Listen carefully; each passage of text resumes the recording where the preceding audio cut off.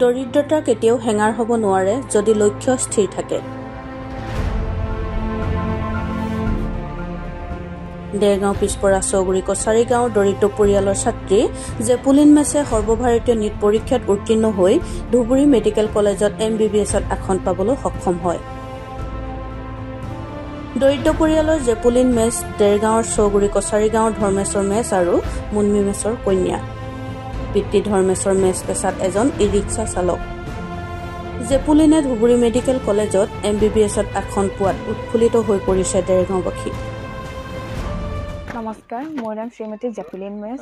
মই এই বৰ্ষ অৰ্থাৎ 2025 বৰ্ষত নীট এক্সাম কোৱালিফাই কৰিছোঁ আৰু তাৰ কাউন্সিলিং হিচাপে মই ধুবুৰী মেডিকেল কলেজত পঢ়িবলৈ স্থান লাভ কৰিছোঁ আৰু মই অনলাইন PWৰ পৰা কোচিং কৰিছিলোঁ 1 year।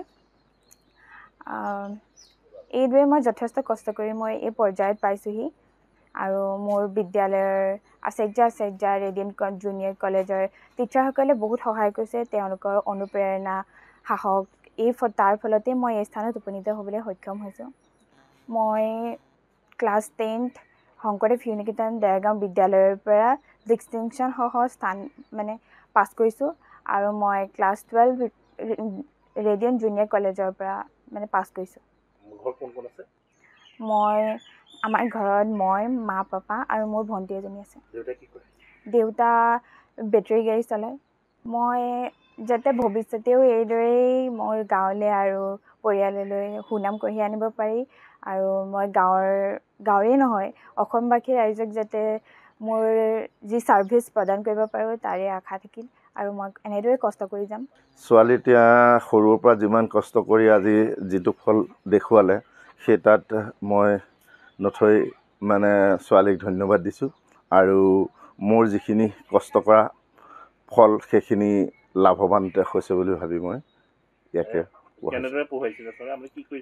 এতিয়া ধৰি লওক মই অংকুৰৰ পৰা শংকৰদেৱ শিশু নিকেতনত এখন চাইকেলতে দুইজনী ছোৱালীকে নি এই পৰ্যায় পোৱালোঁ। আজি 2-3 বছৰ হৈছে বেটেৰী গাড়ী এখন ল'লোঁ আৰু বেটেৰী গাড়ীখনতে লৈ আজি 2টা বছৰ তেওঁলোকক নি আজি হায়াৰ ছেকেণ্ডেৰী পাছ কৰিলে। পাছ কৰাৰ পিছতে আজি সেই নীট পৰীক্ষা দিলে। নীট পৰীক্ষা দিয়াত ধুবুৰীত ছিটটো পাইছে। গতিকে ছিটটো পোৱাৰ বাবে আমাৰ গোটেই পৰিয়ালটোৰে অঞ্চলটোৰ গৌৰৱ বুলি ভবা হৈছে।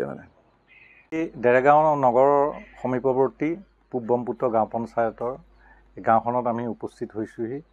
আমাৰ পুৰণা চিনাকি আমাৰ ব্যৱসায়ী ধৰ্মেশ্বৰ মেছৰ কন্যা জেপুলিন মেছে MBBSত ধুবুৰী চিকিৎসা মহাবিদ্যালয়ত আসন পাইছে। আজি তেওঁ যাব, শুভেচ্ছা জনাইছোঁহি তেওঁ পিতৃ ধৰ্মেশ্বৰ আৰু মাতৃ মুন্মিক আৰু এওঁক পৰৱৰ্তী সময়ত আমি বিশেষজ্ঞ চিকিৎসক হিচাপে দেখা পাম বুলি আশা ৰাখিছোঁ আৰু তেওঁৰ লগত বাৰ্তালাপ দীৰ্ঘ সময় কৰিছোঁ।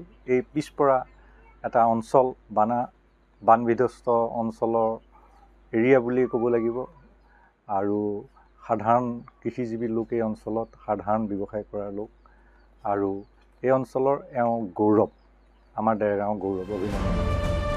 গোলাঘাটৰ পৰা পল্লৱিকা বৰুৱাৰ ৰিপৰ্ট, সময় অসম।